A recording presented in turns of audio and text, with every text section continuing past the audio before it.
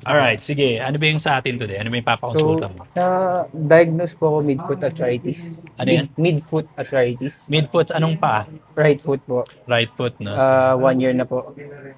Bale, Sige. gusto po ipa-consult kasi ano po eh.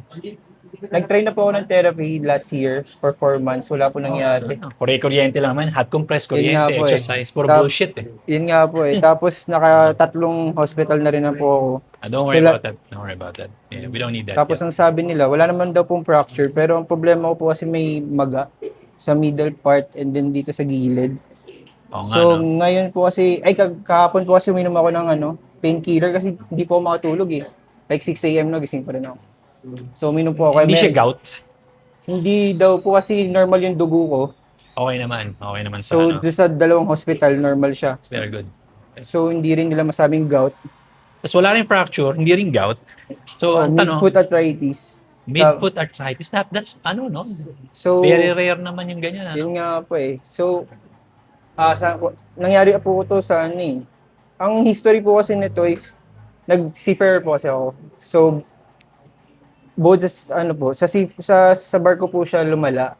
Pero parang prior po that, nagba-basketball po ako. Feel ko na-injury ako tapos may naramdaman ng sakit pero binaliwala ko siya. Tapos sumakay po ako ng barko. Tapos feel ko doon siya na lumala.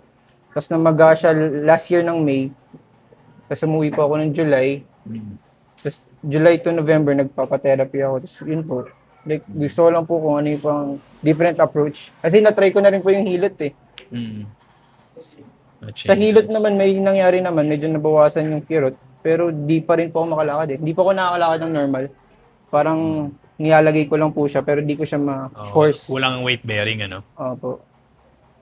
Alam mo, minsan, kala natin, dito lang yung problema. Yeah, dyan namamaga. Pero kasi dyan yung pinaka-ending ng weight bearing eh. Pero it could be coming from the knee, coming from the legs and hips, no? So check natin yung upper din. Kung talagang meron siyang power to actually support this movement, no?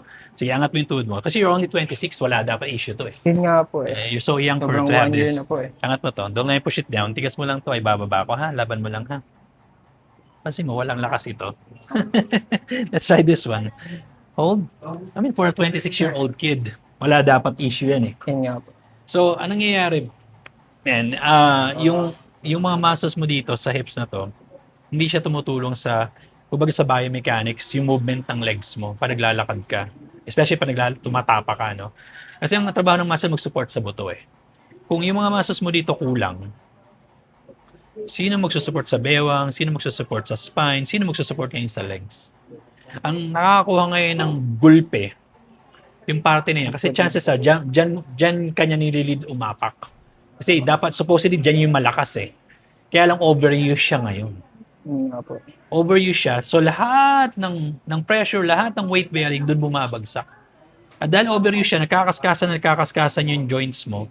And with friction comes inflammation. Kaya lagi siya namamaga. Okay po. Ay, di po nawawala. Kaya hindi nawawala kasi patuloy yung kaskasan. So I doubt that it's an actual arthritis. I do feel it's an overuse. Yun nga rin po sabi ng mga Syndrome? therapist ko eh. I doubt that it's an arthritis. Kasi kung arthritis yan, makikita talaga yan sa labs mo pa lang eh. Wala kang findings eh. Diba? So, what should we do, no? Kung walang power itong mga muscles na to, di balik natin. Buhayin natin siya. Hindi siya makukuha sa strengthening.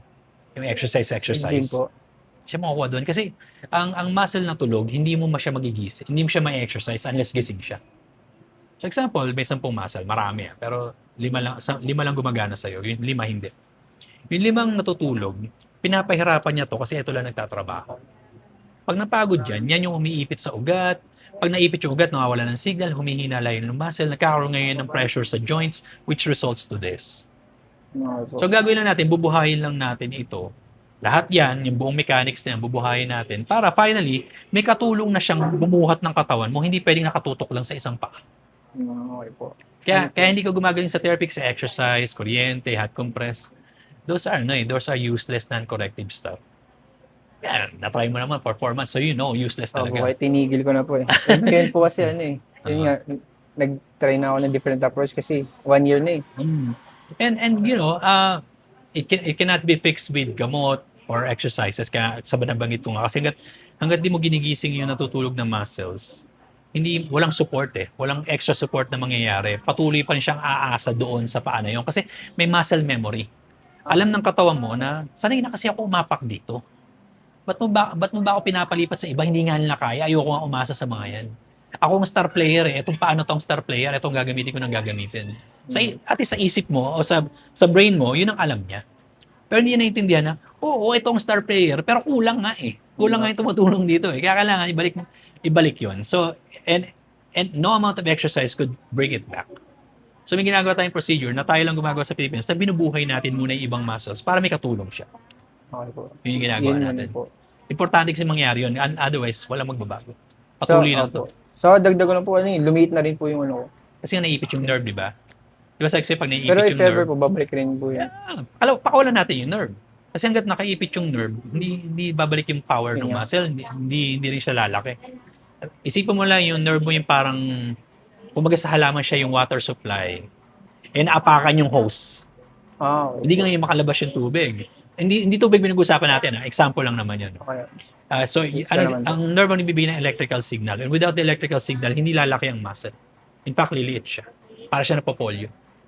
Yun nga po. Diba? Kaya ramdam mo So, may trial session ka naman ngayon. Apo. Ang gusto ko lang makita, gusto ko lang maramdaman mo, bagay ba tayo sa isa't isa o hindi?